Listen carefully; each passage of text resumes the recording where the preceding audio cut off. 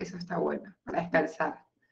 Bueno, ahora sí, arrancamos entonces con esta última partecita que, como les dije, está, o sea, hemos hecho una extracción de contenido que está dentro de la unidad en otras partes, ya que transporte y absorción de lípidos, si bien participan distintas estructuras, principalmente comienza, digamos, en el intestino, porque principalmente ocurre, no, en realidad por eso justamente lo vemos aparte, porque hace como todo un recorrido por la vía linfática, por la vía sanguínea, y aparte participa el hígado, que es una glándula anexa.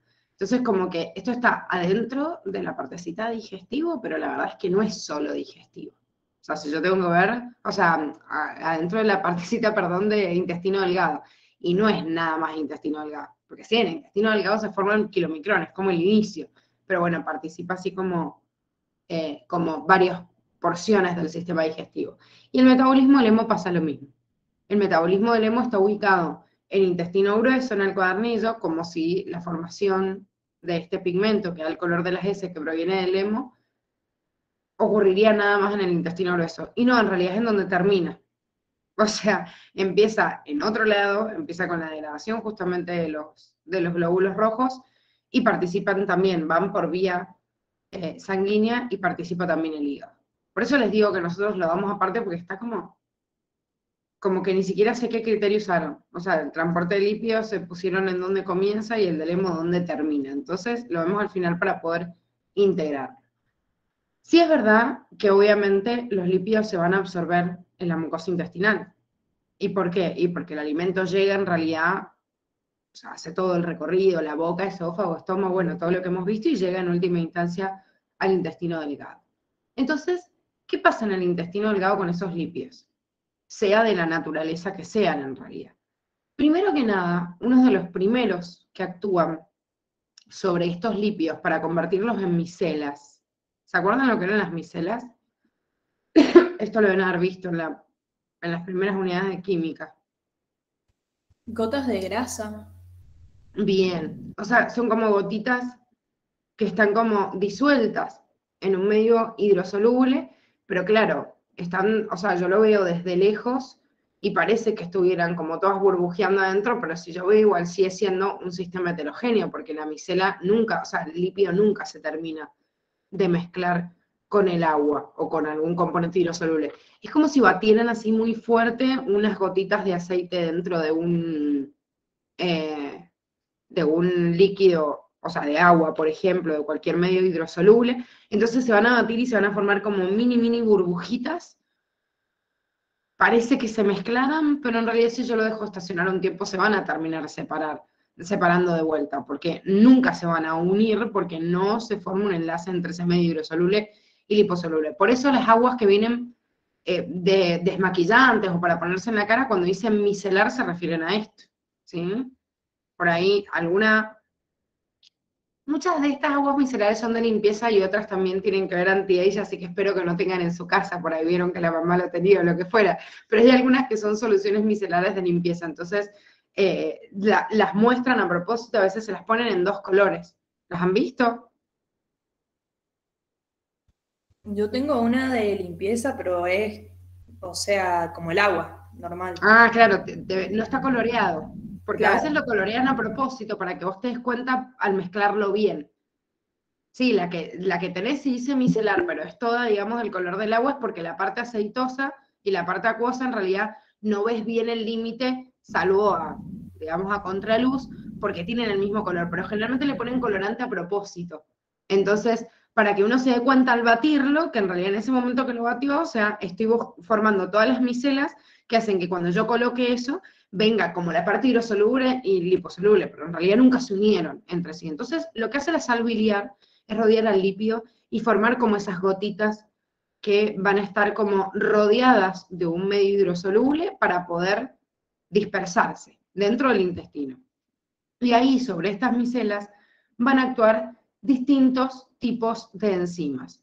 Muchas de las lipasas, acuérdense que las lipasas, nosotros la vimos como lipasa lingual, lipasa gástrica y sobre todo la lipasa pancreática, pero después dentro de las enzimas que describimos, no describimos sacolipasas, ni a fosfolipasas, ni a colesterol esterasa, pero también son enzimas que se encargan de la degradación de lípidos.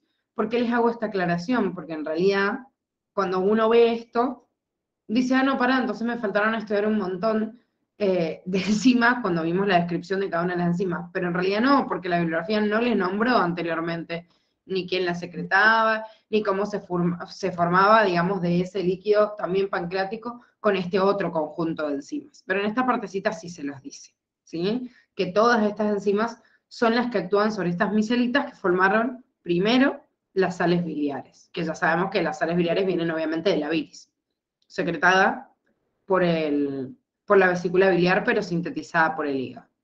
Entonces, ¿qué pasa con esta micelia? Esta micelia va a empezar a sufrir la degradación de estas lipasas y de todas estas enzimas que actúan sobre los lípidos, y van a liberar, si son triglicéridos, ustedes recuerden que vamos a obtener un ácido graso, y, o sea, los distintos ácidos grasos, no uno, y el glicerol.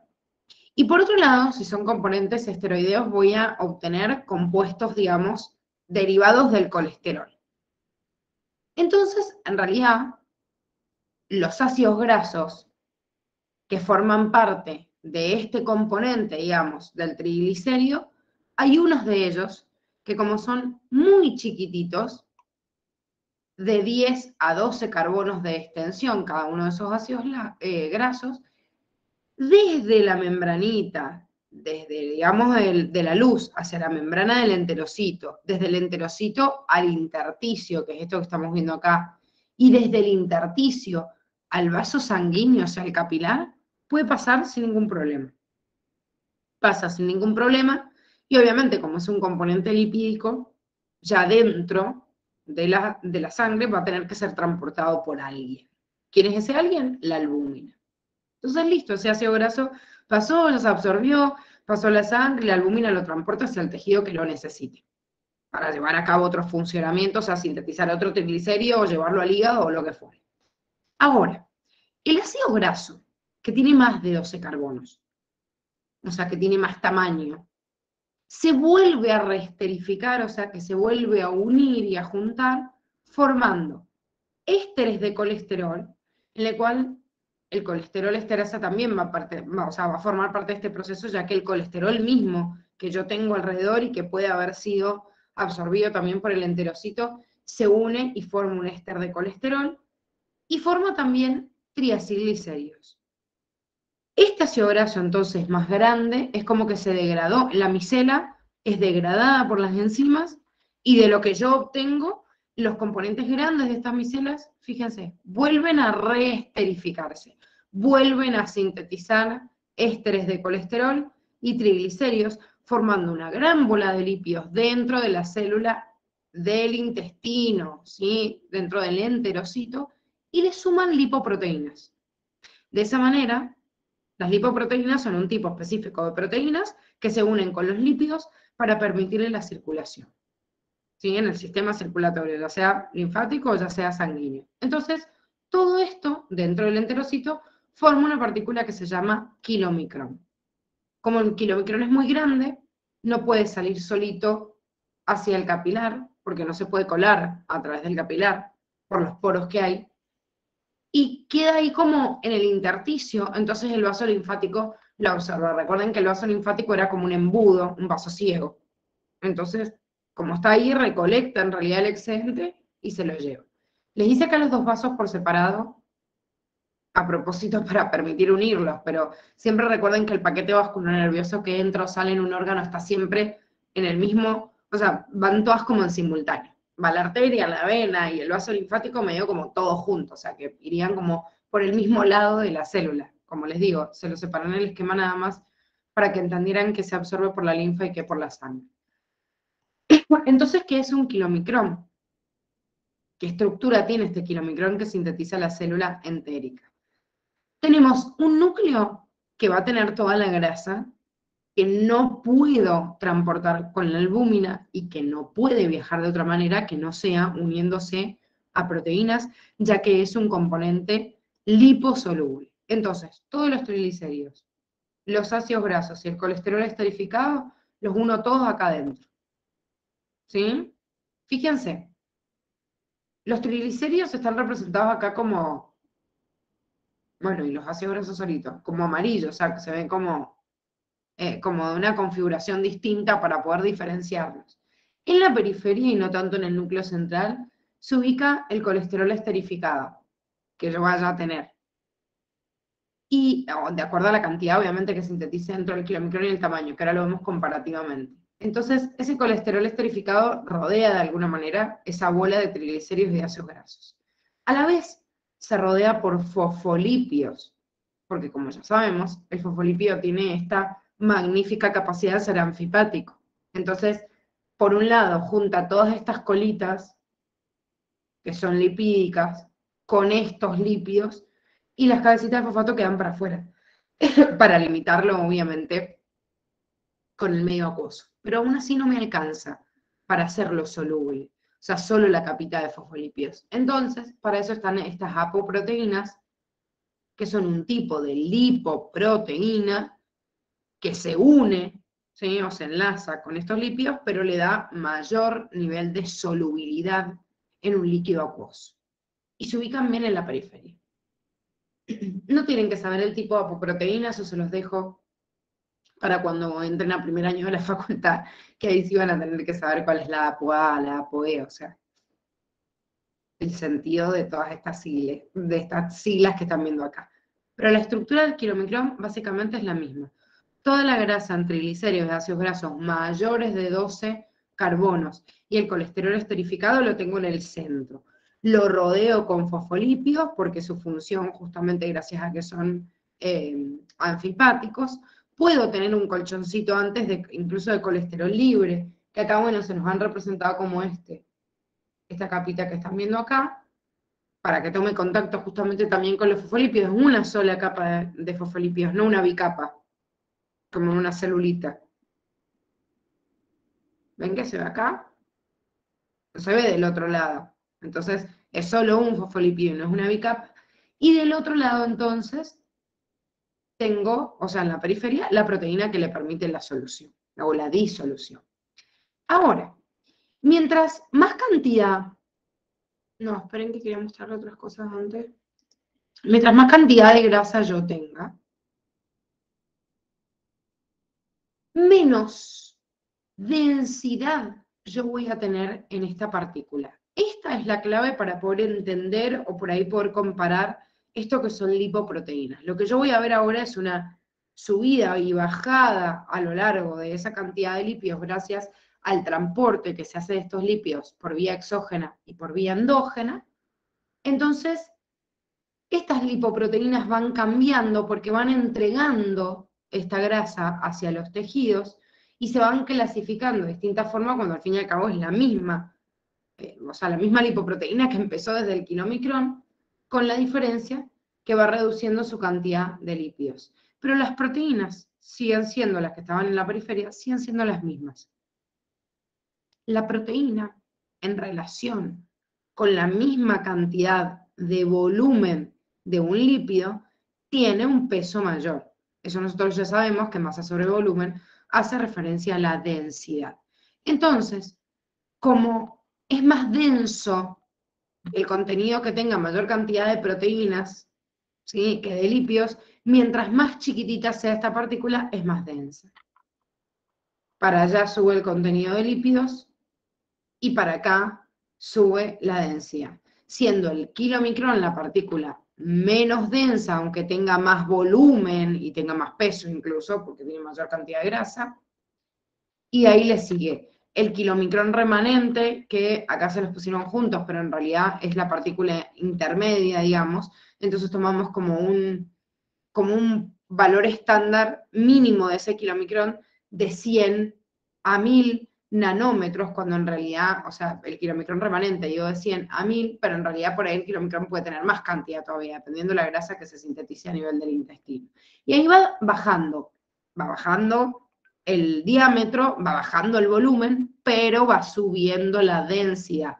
Entonces, en este orden, tenemos VLDL o lipoproteína de muy baja densidad, lipoproteína de densidad intermedia, de densidad baja y de densidad alta. Si ustedes leen esto, dicen, bueno, los quisieron ordenar por tamaño, hubieran puesto alta, media, baja, y listo.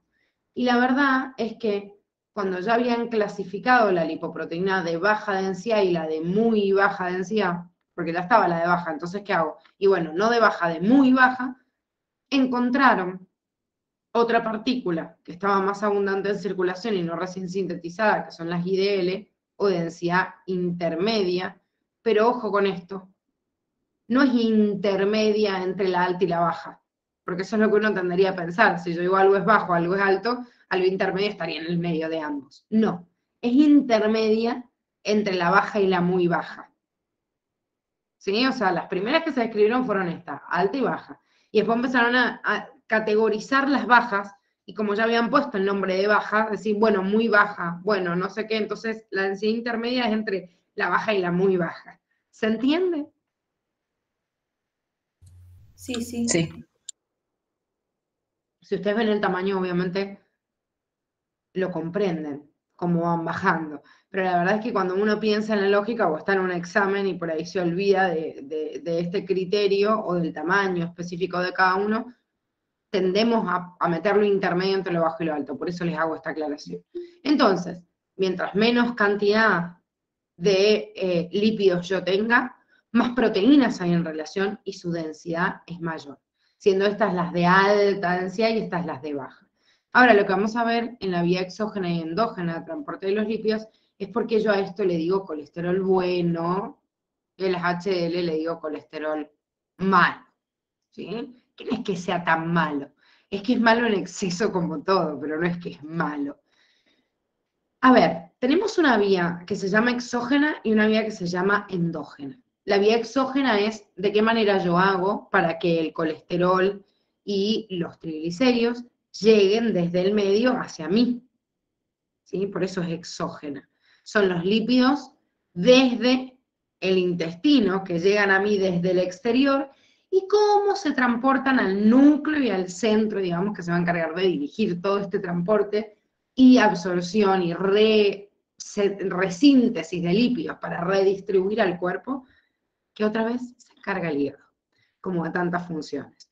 Entonces, el kilomicrón, como dijimos, lo sintetiza el enterocito. Entonces, viene de la dieta, la grasa que tiene contenida, y el intestino lo que hizo es ponerle las apoproteínas en su lugar, o los fosfolípidos, para que puedan ser liberados hacia el exterior. Por eso me dices de origen dietético. Viene de la dieta, o sea, no es una síntesis nueva a partir de componentes que ya tenía el cuerpo, sino una síntesis completamente nueva con materia prima recién a estrenar, porque acaba de ingresar al enterocito y ser reabsorbida.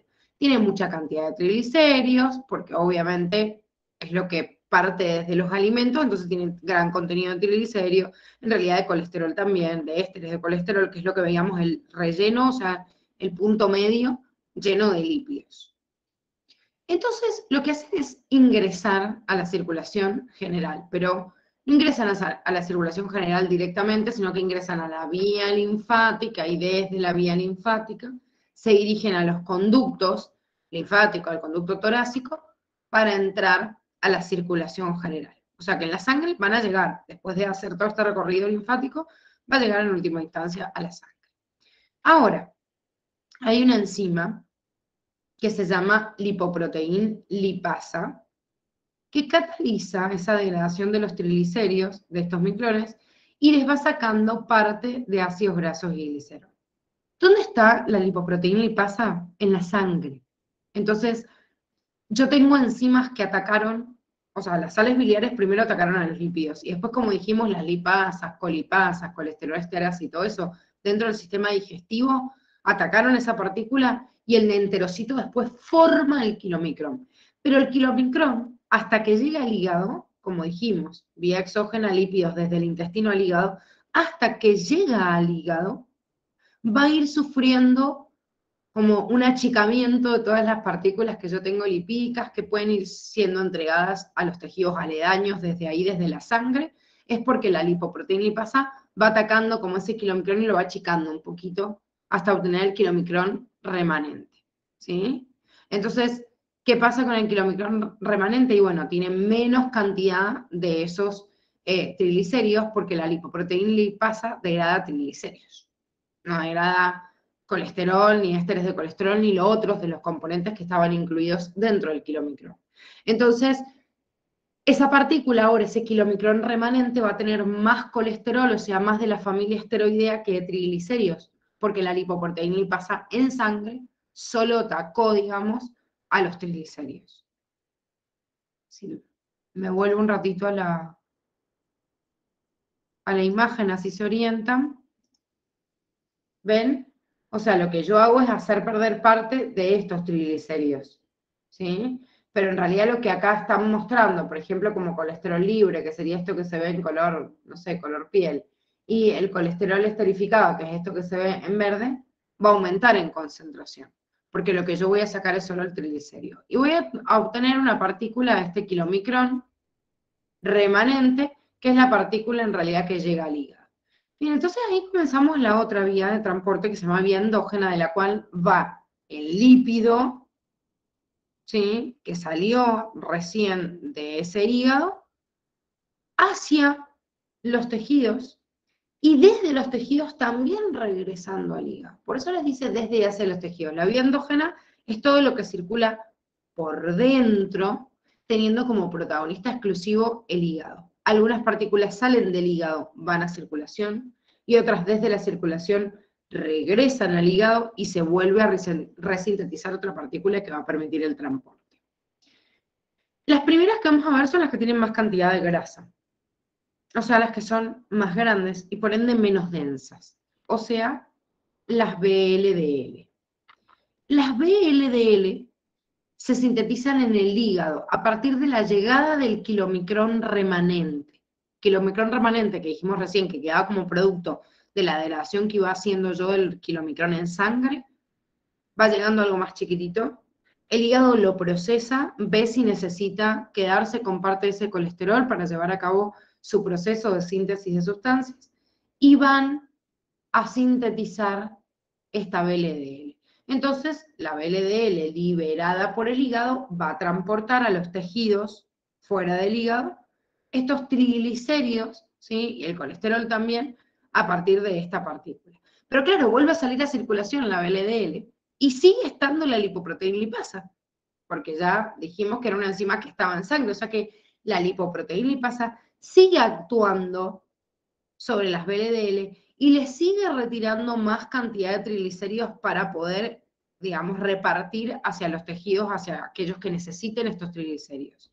Entonces la van achicando más en contenido de lípidos y la transforman en IDL, que es la lipoproteína de densidad intermedia, que sigue donando triglicéridos, pero ahora, más que nada, va a donar los fosfolípidos que le quedan. ¿Por qué? Porque los fosfolípidos, voy a volver a la partícula, los fosfolípidos formaban esta separación, ¿sí?, y permitían obviamente que estaba aislado. Esta IDL en circulación va perdiendo fosfolípidos, pero va ganando también colesterol esterificado de la pérdida de algunas células a las cuales ya no les sirve más. Y uno dice, ¿pero por qué no les sirve más? Porque, chicos, todo el tiempo tenemos en realidad colesterol que no usamos más en nuestra membrana o en lo que sea, y que puede ser retirado y liberado hacia la sangre. Y al ser una sustancia liposoluble es difícil entonces transportarla. Esperan a que viene el micro y se la lleva, ¿sí? Entonces esa IDL, en realidad rápidamente, al donar fosfolípidos y al captar estos ésteres de colesterol que son liberados de los otros tejidos, van a formar una partícula que desciende en realidad más, digamos, de cantidad de lípidos en sangre, ¿sí?, y empieza a descender hasta llegar a una partícula que prácticamente no tiene nada de lípidos, que es la HDL, y esas HDL van a ser capturadas por el hígado para poder volver a recircular. Pero otras pierden una cierta cantidad de grasas, pero no tanta, y forman LDL, que son las lipoproteínas, digamos, de baja densidad, pero no de alta densidad que llego, que es la que menos cantidad de lípidos tiene. O sea, imagínense ustedes las LDL o las HDL, que son las que más circulan en sangre, como camioncitos, ¿sí? Como camioncitos cargados o no tan cargados de sustancias, y de esa manera en realidad yo puedo entender por qué quedan circulando en sangre o por qué no. Cuando esta IDL empieza a bajar su contenido lipídico, me queda una partícula que todavía tiene bajancia, pero tiene todavía lípidos adentro de ella, que es esta que dijimos LDL, y que sigue siendo como el camioncito de reparto que le va a llevar colesterol a los distintos tejidos, porque es lo que más le queda. Fíjense que los triglicéridos los fue perdiendo en el camino, entonces le va a llevar colesterol a los tejidos y va a ser muy importante esta LDL, por ejemplo, para llevarle a las glándulas sexuales o a la corteza suprarrenal el colesterol necesario para sintetizar las hormonas, ¿sí? Las hormonas que son de origen esteroideo. Entonces, la LDL es como el camión de reparto que sigue distribuyendo la grasa que necesitan los tejidos, y es una lipoproteína que si se agota, o sea, se agota la cantidad en realidad que yo tengo para repartir, el camión vuelve vacío. Entonces, ese camión vacío, la misma LDL, si se vacía porque lo que yo comí y se transportó de colesterol alcanza para distribuir a los tejidos y no porque me sobra, ese camioncito lleno de reparto se transforma en un camión vacío. Imagínense a las HDL como un camión vacío, o sea, un camión que sale a la circulación como un camión de reparto, va a distribuir a todos los tejidos. Un camión vacío va a recolectar el residuo de los demás, ¿sí? Entonces, las HDL son como el camioncito de la basura, que sale de su recorrido completamente vacío para recolectar lo que no me sirve del medio, ¿sí? Y si bien estas HDL, que son sintetizadas en el intestino y también en el hígado, captan el colesterol excedente que abandonan los tejidos, entonces, como regresan al hígado, le vuelven a llevar todo esto que no sirve de los tejidos a la basura, digamos, la recolección, hacia el hígado de vuelta, y el hígado lo vuelve a reformular, incluso lo incluye en la bilis. Por eso la bilis decía que dentro de sus componentes también tiene formado colesterol y algunos componentes que sirven para esterificar estas grasas. Y si ya excede lo que recolecté en el, digamos, en el recorrido total en la sangre, puede ser que sea depositado, obviamente, en el tejido graso.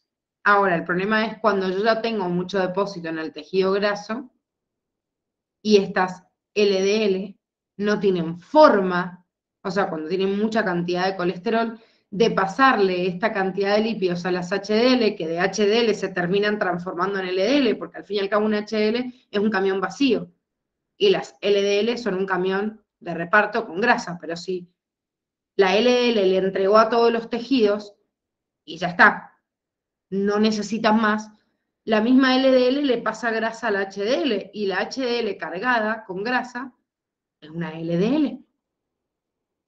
Si acabamos de decir que al fin y al cabo hay una diferencia en tamaño, si esta LDL se cruza en la sangre con una HDL, y como esta LDL ya no tiene más grasa que repartir a nadie, si le pasa lípidos a esta partícula, entonces se llena más de cantidad de grasa y termina siendo una LDL. Entonces, si yo como mucha más grasa de la que necesito, la última partícula que queda dando vueltas y dando vueltas en sangre y no para, es justamente esta LDL.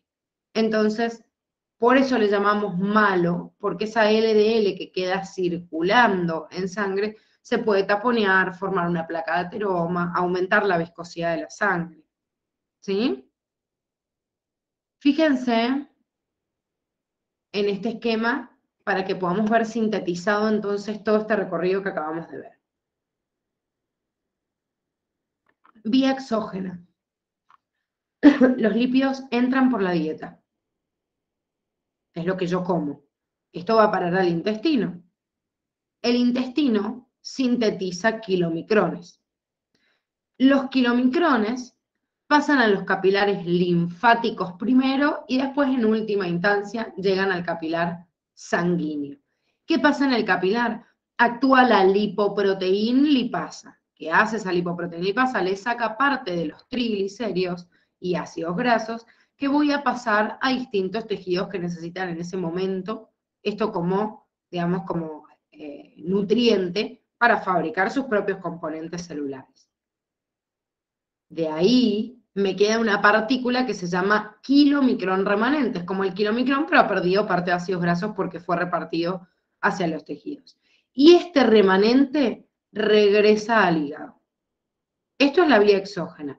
Parte de esos kilomicrones remanentes se vuelven a usar para reesterificar, o sea, para sintetizar sales biliares, y las sales biliares son las que ayudan obviamente a la degradación de estos lípidos para formar las micelas que habíamos dicho, en las cuales después actúan las otras enzimas. Entonces, cierro acá una vía exógena, del intestino hacia el hígado, del hígado a la sal biliar, pero hago, o sea, recorrido desde afuera hacia el hígado.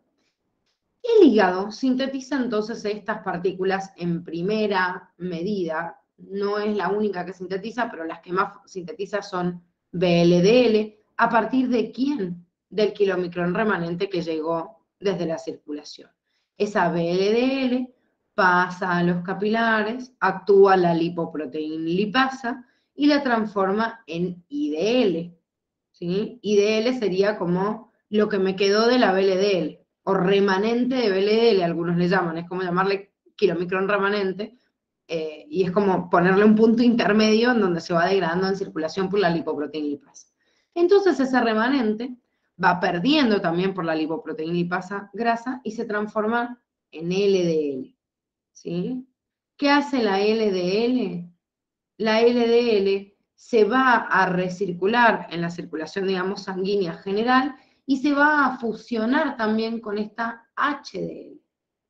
El hígado en realidad sintetiza un precursor de esa HDL y al fin y al cabo en la circulación yo me encuentro con LDL y con HDL, siendo, como les decía recién, esta como LDL, esperen que encuentre la punta, acá está. Imagínensela entonces con como un camioncito lleno de grasa, ¿sí? O sea, cargado. En cambio, este sería como un camioncito vacío, el camioncito de reparto, el que recolecta los residuos. ¿Sí? Entonces, cargado y este que no le queda prácticamente nada. Entonces, en la circulación, si esto funciona normal y la LDL les da la grasa que le tiene que dar obviamente al contenido y la HDL saca lo que sobra, se estabiliza, se queda en equilibrio y se vuelve a recircular y tengo un mínimo, digamos, aceptable de LDL circulando y unas HDL que pueden estar, digamos, como mínimo en una cantidad. Tengo un mínimo de HDL, en cambio un máximo de LDL. ¿Por qué? Porque si tengo muchos camiones vacíos, pueden recolectar de cualquier lado, por eso se lo llama colesterol bueno. Está buenísimo que yo tenga muchas HDL en sangre. Sin embargo, no está bueno que tenga estas LDL en mucha cantidad porque se puedan depositar. Sin embargo, ambas partículas vienen del mismo lugar, por eso forman parte de lo que llamamos en total el colesterol total en sangre. Por eso tenemos en sangre un límite de ese valor que nosotros tenemos que tener y en realidad dentro de esos valores normales yo tengo un equilibrio entre uno y otro. Se dice que el colesterol total en la persona no tiene, digamos, que ser mayor a 200 miligramos por decilitro. Ya cuando es mayor a 200 gramos miligramos por decilitro, digo que está alto, que la persona tiene hipercolesterolemia. De ese valor normal, que sería menos de 200, tengo que tener de forma óptima menos de 100 miligramos por decilitro de ese colesterol malo y un límite menor, ¿sí?, de 40 y 50 de este colesterol bueno. Fíjense, entre los dos uno dice, pero suma 150, no 200. No, porque me dice, ese sería como el valor, ¿sí? Como tengo que tener esto como mínimo y de ahí más si puedo, y el valor óptimo es menos a 100 miligramos por decilitro en caso del colesterol malo. ¿Se entiende? Sí, dice. Sí. ¿Alguna duda? Dice, o sea que en el intestino no solamente se forma el kilomicrón, también se forma la HDL. No se forman HDL. Ah, entonces no me equivoqué. Creo que en una diapositiva leí algo así, ¿o no? No. Ah, la partícula, el HDL, o sea, en la parte de lipoproteína puede ser que sea liberada desde el intestino. ¿Se Sí, entiende? Ay, espérenme un segundito. Espérenme un segundo.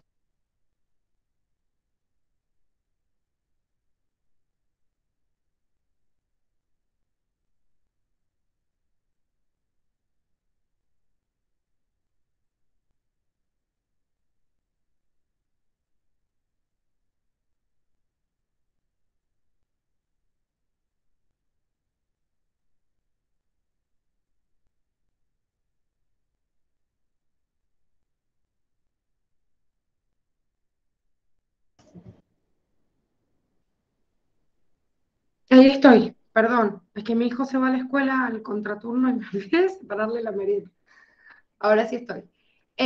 Como les decía, las HDL en realidad son partículas que principalmente, obviamente, van a ser liberadas por el hígado, por lo menos el precursor, pero sí puede ser que salgan a circulación desde el intestino, ¿sí? Eso es lo que viste, Fer, para allá vuelvo.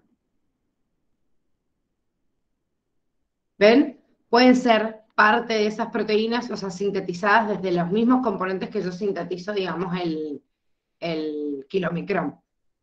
Pero siempre el principal es el hígado. O sea que si yo digo de dónde salen la mayoría de las lipoproteínas, en realidad el kilomicrón es el que sale por excelencia del enterocito. Y la máxima cantidad de esas HDL van a ser liberadas por el hígado. Y las otras en realidad se van transformando en circulación. Porque en realidad, yo digo, ¿quién sintetiza la VLDL? No, la VLDL sale, está bien del hígado. Y después, ¿qué pasa con la IDL? ¿Qué pasa con la LDL? No, se van transformando en sangre gracias a la lipoproteína lipasa, o sea que después no la sintetiza alguien especialmente. Y esa VLDL está bien, la sintetiza el hígado, pero partió al fin y al cabo del remanente, o el kilomicrón remanente que llegó desde la circulación general. ¿Se entiende? bien, sí. Y otra cosa, las HDL generalmente siempre eh, como que absorben colesterol, digamos, pero en el punto B también es como que donan a la IDL, en ese caso específico. ¿Cómo donan? Vos tenés que pensar que deja de ser HDL en el momento que tiene que entregar. ¿Entendés? O sea, cuando yo digo que esta HDL absorbe, por ejemplo, colesterol de otro componente, de una IDL o de una LDL, deja de ser HDL y se transforma en LDL o en IDL. ¿Se entiende? Porque vos me estás Ah, diciendo que le claro. pasa a las IDL. Claro, Y sí, pero antes de ser IDL va a ser LDL. O sea, está bien, en el esquema general en realidad a mí me tratan de poner un equilibrio y digo, bueno, ¿y esta HDL cómo vuelve? Porque esta HDL debería volver al hígado y para volver a reutilizarse las apoproteínas. Pero si en la sangre o en la circulación se cruza con LDL de más, las LDL de más le pueden pasar parte de ese colesterol a las HDL y la HDL deja de ser HDL y se transforma en LDL. Porque fíjense que son camioncitos con distinto peso. O sea, este tamaño tiene que ver con la cantidad de grasa que tiene. Pero entonces, si una HDL en circulación se cruzó con una LDL y la LDL le pasa, digamos, grasa, entonces ya no mide 10 nanómetros de diámetro, mide más porque tiene más grasa, entonces cambia de categoría. Y parte de ellas, obviamente, cuando estén en el límite, van a volver al hígado para tratar de reciclar. Pero llega un momento que si hay mucha grasa, todas las HDL empiezan a bajar y las LDL empiezan a aumentar porque les entregan grasa además, las LDL y las IDL que están circulando hacia las HDL, entonces al fin y al cabo son todas LDL y empiezan a aumentar en sangre y por eso aumentan el valor. Siempre que aumenta mucho la cantidad de LDL es porque están bajando las de HDL, porque si le paso grasa se transforman, dejan de ser una y se convierten en la otra. ¿Se entiende? bien, sí, sí, medio O que no se confuso. vean, no lo vean como cosas aparte, porque no son cosas aparte. Es la misma lipoproteína que puede tener más o menos cantidad, obviamente, de grasa. Pero sí es verdad que la síntesis inicial, de acuerdo a las apoproteínas eh, digamos que la liberan, sí están presentes en el hígado, por eso es el protagonista. Entonces, No es que el kilomicrón de remanente es exactamente lo mismo que la VLDL, porque el hígado lo que hace es reacomodar los lípidos que venían desde la dieta común, utilizar, obviamente, parte de ese colesterol para lo que no necesite, porque sintetiza también lípidos para liberar hacia el exterior, y sintetiza la VLDL para mandar la circulación. Pero ya desde la VLDL hasta la HDL, nadie vuelve a meter mano en el tipo de apoproteínas que lo rodean. Es tener más lípido o tener menos lípido, tener un tamaño o el otro, una densidad o la otra. Porque el que sintetizó la VLDL, listo, partió desde el hígado, pero todo lo demás en realidad tiene el mismo componente. Incluso cuando sintetiza el hígado la HDL o el precursor de la HDL, pasa lo mismo, porque le ponen el mismo tipo de apoproteínas, pero es eso, es como un camión vacío, un camión de recolección de basura. Por eso, acuérdenselo como esto, como un recolector de basura, y por eso es el colesterol, digamos, bueno, porque va a ser bueno porque puede liberar o puede recolectar todo el exceso que hay, porque es un camión de la basura. O sea, es bueno porque se lleva los residuos de todos los demás. ¿Se entiende? Bien, sí, sí, ahora sí, gracias. Bien, igual sí, está para sentarse, volverla a repasar, volver a leer bien las consignas, porque les hacen muchas trampas con esto. Vamos a meter muchas preguntitas de esto y en los exámenes también, porque bueno, dentro, además de endocrino, algunos puntos claves de digestivo también son temas como que muy preguntados. Bueno, y este segundo punto importante que dijimos que íbamos a ver hoy es el catabolismo del grupo hemo, en el cual yo me encargo de la degradación de los glóbulos rojos, y de ahí proviene justamente este grupo hemo, ¿sí? En los seres humanos, los eritrocitos no tienen la capacidad de matarse, digamos, automáticamente, de entrar en apoptosis, porque no tienen un núcleo para programarlo.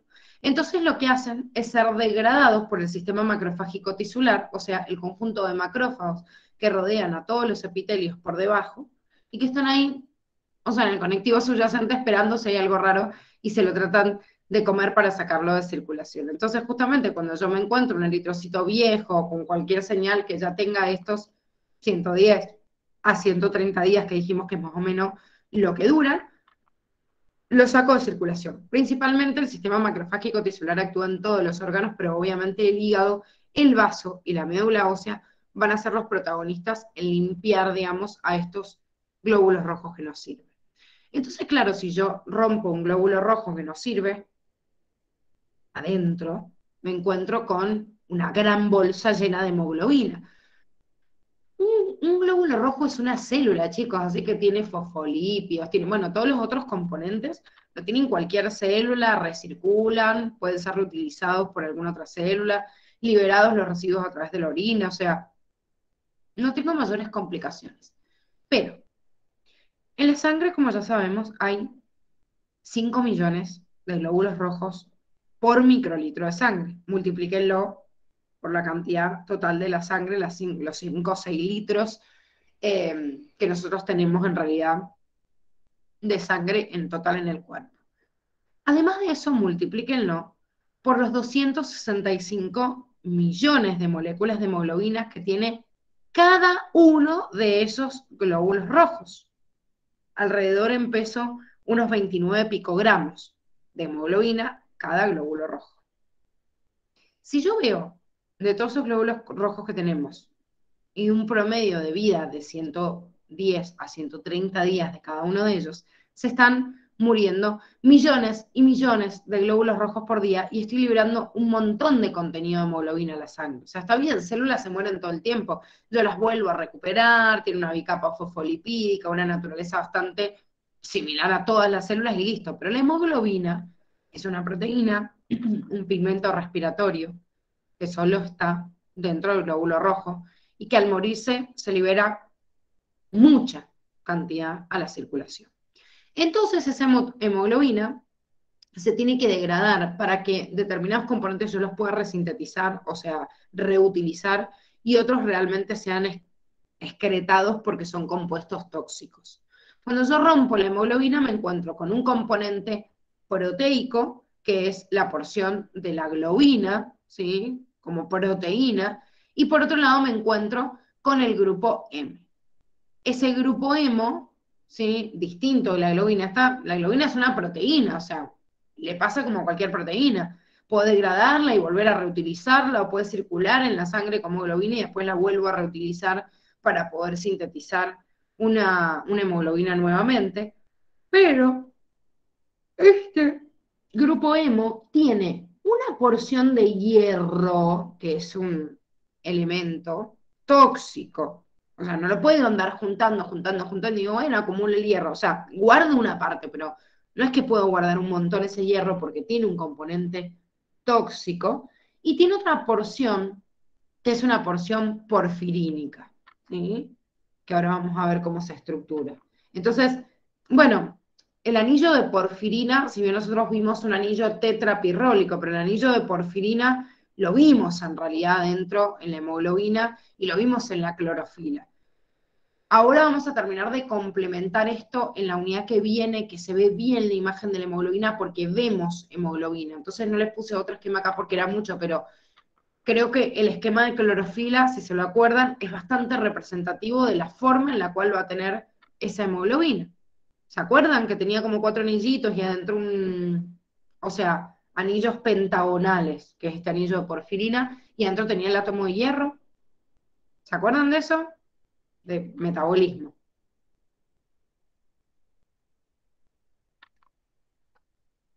¿Se acuerdan de la estructura de la clorofila?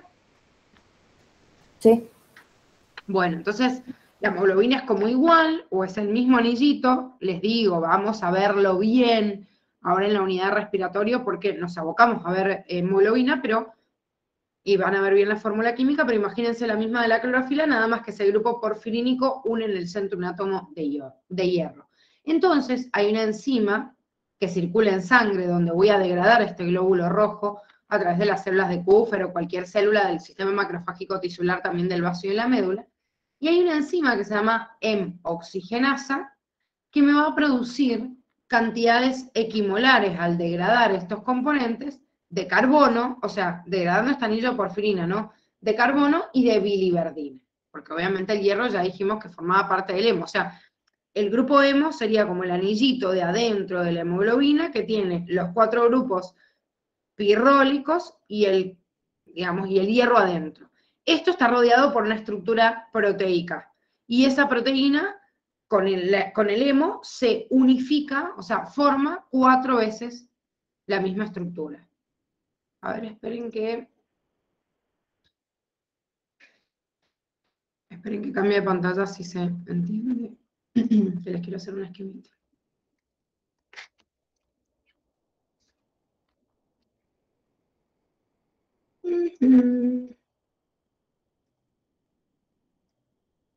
O sea, como que no se está rotando la pantalla porque no quiere. Hay una imagen de esto que estaba muy bonita. Por ahí se podía entender mejor. Pero me parece que la tienen en el sistema respiratorio.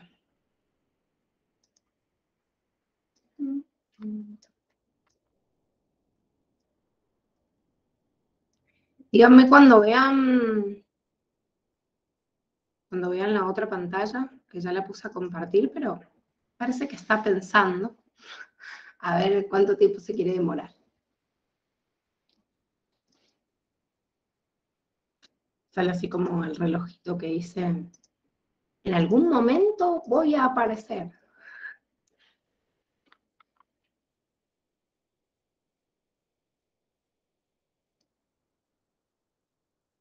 ¿Ahí la ven? Se ve. Bien, bueno.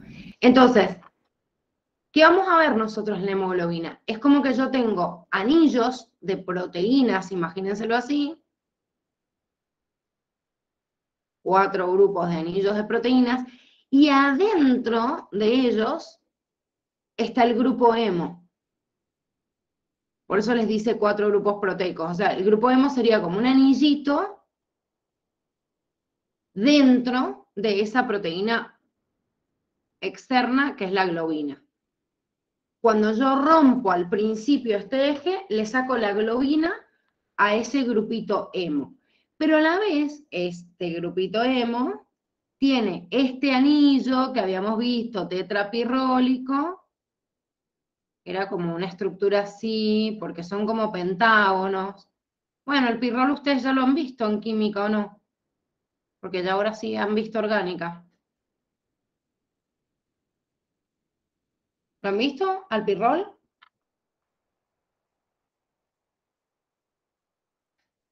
¿O no? Que yo me acuerde no, pero por ahí no me acuerdo. Se quedaron colgados. Yo sé que lo ven en química, así que no sé, lo que pasa es que no sé en qué parte han visto compuestos cíclicos. Sí, sí, yo vi el otro día en el juego que les habían tomado hasta el tolueno, la combinación. ¿Han visto cíclicos? Sí, sí lo vimos, pero en particular esto no me lo acuerdo.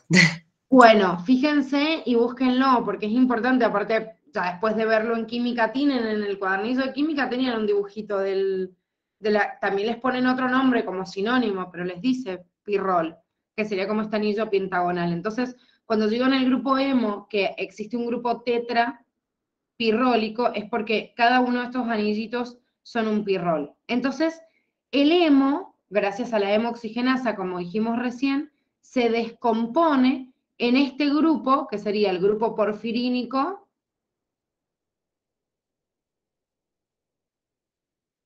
y el hierro. Y después les dice que justamente, en realidad este grupo porfirínico se divide en concentraciones equimolares en monóxido de carbono y en biliverdina. ¿Sí? O sea que hasta ahí vamos al punto de degradación. Ahora vamos a ver qué es lo que pasa con la biliverdina. Pero entonces, los glóbulos rojos se mueren siempre en circulación. Del glóbulo rojo yo, las partes celulares quedan distribuidas por todos lados, pero obtengo, digamos, el grupo, o sea, la hemoglobina. Esa hemoglobina es un conjunto de 4 globinas con 4 grupos hemos. Y cada uno de esos grupos hemos tiene un anillo tetrapirrólico con un átomo de hierro capaz de transportar un oxígeno. ¿Sí? Cuando degrado al hemo, entonces, me encuentro con los grupos porfirínicos y el hierro, y después degrado este grupo porfirínico y obtengo monóxido de carbono y biliverdina.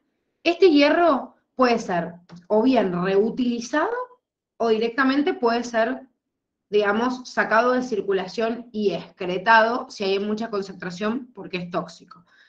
Generalmente lo reutilizo todo lo que puedo, o sea, porque ¿para qué voy a perder tanta cantidad, obviamente, si después me va a costar encontrarlo, porque tengo que hallarlo de dietas específicas, no es que hay hierro en todos lados. Entonces, trato de reciclarlo. Pero si no puedo reciclarlo en su totalidad, obviamente lo va a transportar, ¿sí? Otra proteína, como que se llama ferritina, o sea, lo va a transportar en realidad la transferrina, pero lo va a almacenar la ferritina y lo va a dejar guardado hasta donde llegue un punto en donde diga, bueno, no, listo, ya no puedo guardar más porque es tóxico y lo puede liberar, ¿sí? Y excretar. Entonces lo almaceno, formo nuevos glóbulos rojos, o si ya es mucho para almacenar porque es tóxico, lo libero y lo excreto.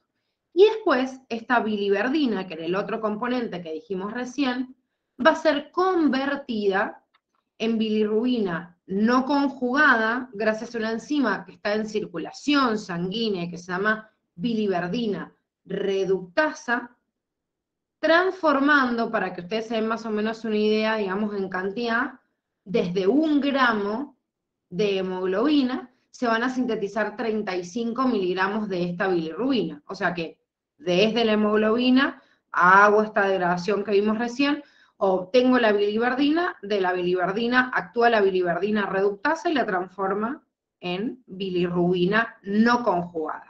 De cada gramo de bilirrubina que tienen nuestros glóbulos rojos, más o menos voy a producir 35 miligramos, o sea, de 250 a 350 miligramos por día, que es un montón de contenido. Entonces, ¿qué pasa con esta vía? Vamos viendo cada paso y los repasamos en una gráfica total. Primero tengo el transporte plasmático, o sea, la bilirrubina no conjugada, que se la llama también indirecta, sale, o sea, digo, degrado la hemoglobina, sale, está en la circulación, ¿y qué hago con esa bilirrubina? Esa bilirrubina no se disuelve en plasma, entonces la capta la albúmina y la lleva a través de la circulación general. Esta albúmina es capaz de captar cada una de ellas a 2 bilirrubinas, o sea que provienen del transporte, de la degradación de 2 biliverdinas, o sea que cada una de ellas de uno de los grupos hemo. Ojo porque la hemoglobina tiene 4 grupos hemo. Cada grupo hemo me da una biliverdina, cada biliverdina me da una bilirrubina no conjugada. Entonces, después tengo la captación de esta bilirrubina no conjugada que va por circulación, obviamente con la albúmina. Entonces el complejo albúmina-bilirrubina no conjugada llega a receptores específicos, otra vez al hepatocito, que siempre se encarga de todo, y este hepatocito lo hace es unirlo a las proteínas plasmáticas para poder transportarlo y la une con el retículo endoplasmático liso. ¿Por qué? Porque el retículo endoplasmático liso le va a anexar o le va a agregar un compuesto que se llama ácido glucurónico a través de una enzima que se llama glucuroniltransferasa, y le voy a agregar ese ácido glucurónico y ahora la voy a llamar bilirrubina conjugada o directa. ¿Qué hace este compuesto? La hace soluble en agua. Entonces difunde, en realidad, a través de las membranas, pero puede salir obviamente a la circulación. Difunde a través obviamente de difusión pasiva, no difusión simple porque ya es soluble en agua.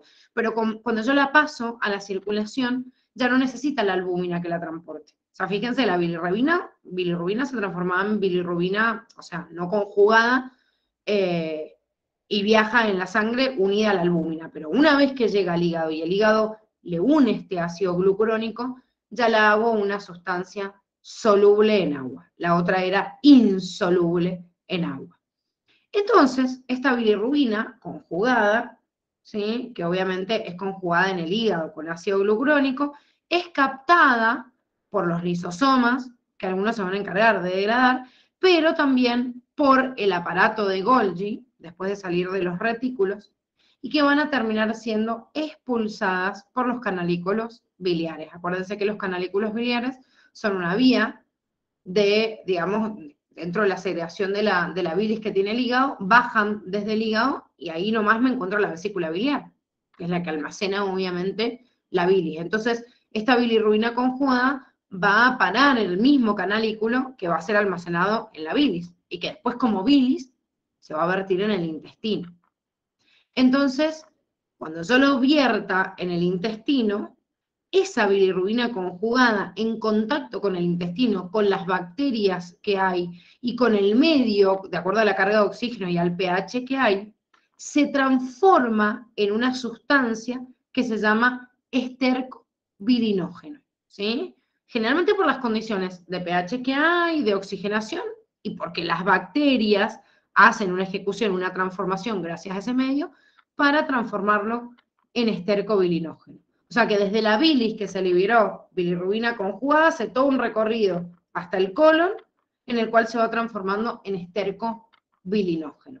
Ese esterco bilinógeno, cuando se expone al aire, o sea, cuando hay oxígeno dentro del intestino, o cuando yo lo libero, digamos, con las heces o la materia fecal, se transforma en un compuesto que se llama urobilina o estercobilina, porque son sinónimos. Y uno dice, ¿para qué miércoles le pusieron dos nombres? En realidad le pusieron dos nombres porque la urobilina, que es el mismo compuesto pero que toma contacto con el aire, en realidad viene de un compuesto que se sintetiza por vía, o sea, se libera, perdón, no se sintetiza, se libera por vía urinaria, entonces le pusieron el prefijo urobilinógeno y estercobilinógeno al que venía de la materia fecal, y después se dieron cuenta que era la misma sustancia. Entonces, cuando está oxidado, digamos, en realidad como contacto con el oxígeno, los dos compuestos son lo mismo. O sea que cuando yo digo que esta bilirrubina cuando se libera hacia el exterior termina en estercobilina, ¿sí?, o en urobilinógeno que después se transforma en urobilina, es como la misma sustancia, nada más que le pusieron otro nombre por el accionar de los compuestos que actúan sobre ella y en qué momento toman contacto con el aire.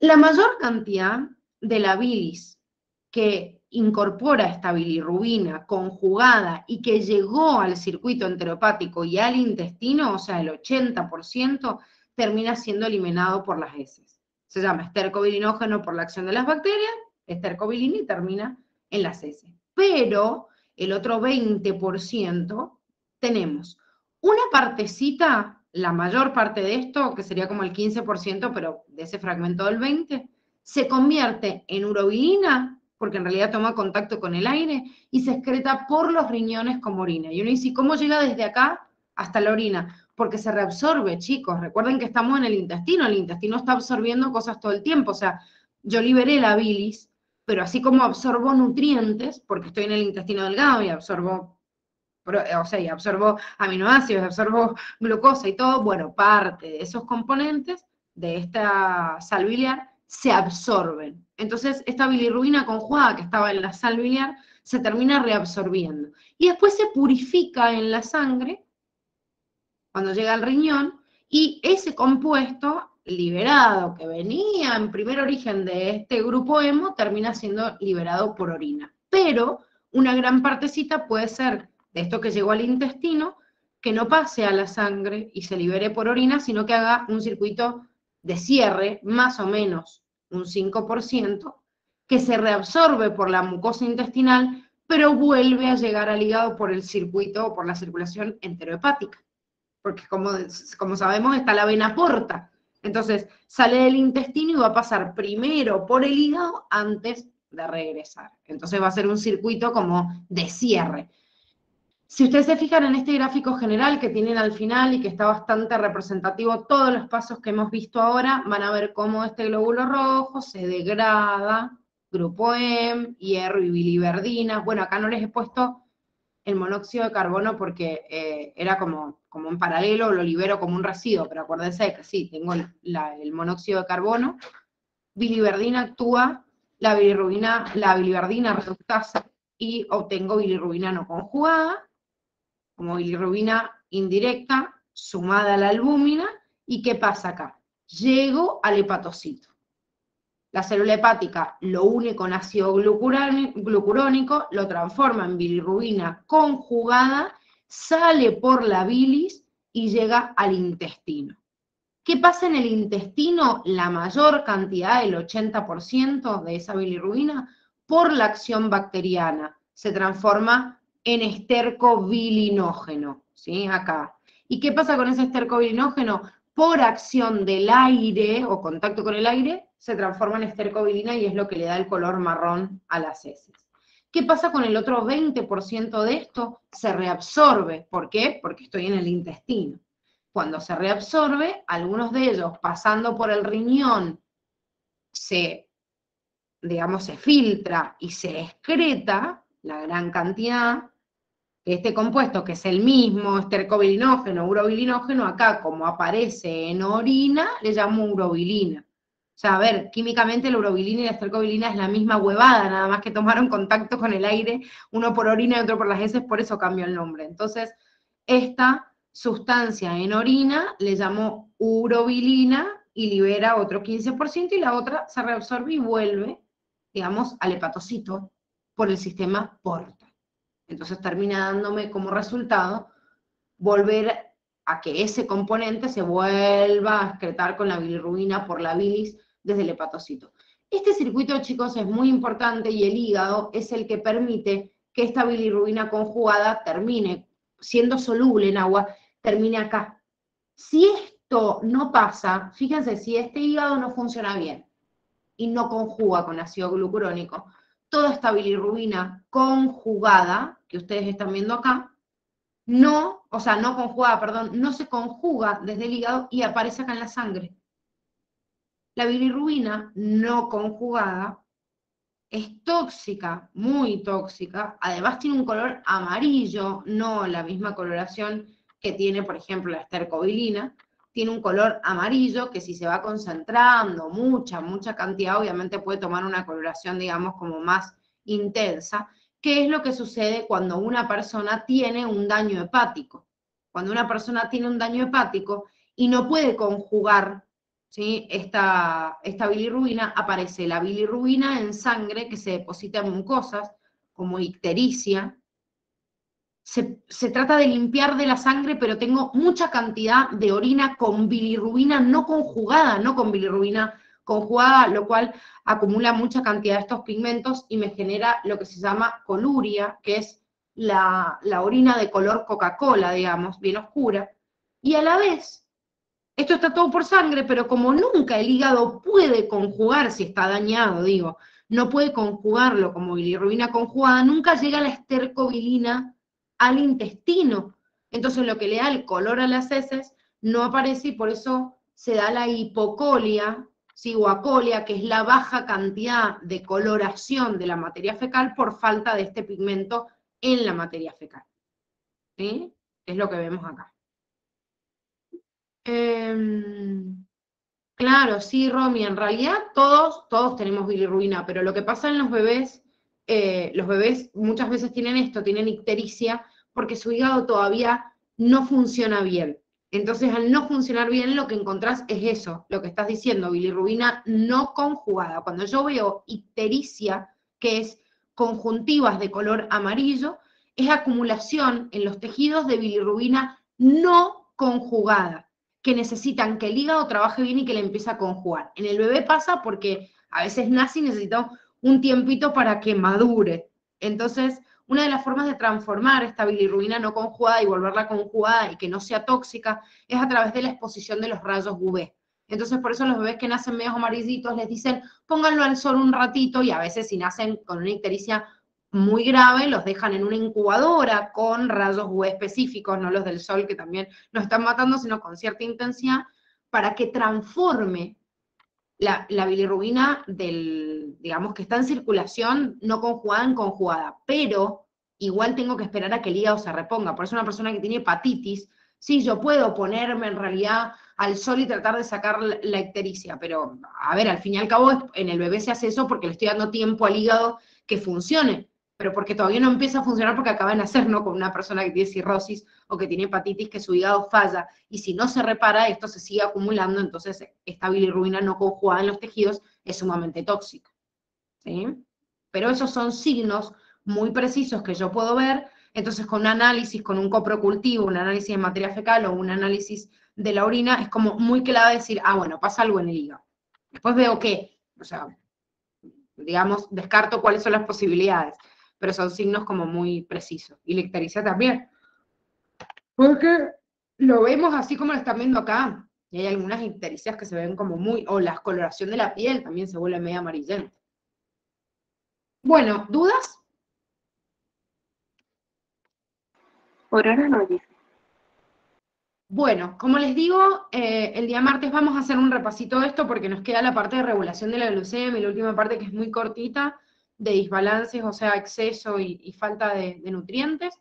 Después de ver eso, digamos, rapidito, hacemos un repaso de todas las dudas, así digamos, podemos sacarnos todas las dudas antes del TP. ¿Sí? Agenden el TP evaluatorio para el día miércoles.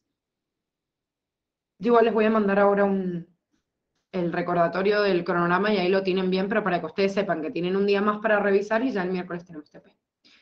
Bueno, muchachada, que tengan un excelente fin de semana largo. Por favor, no se olviden que el examen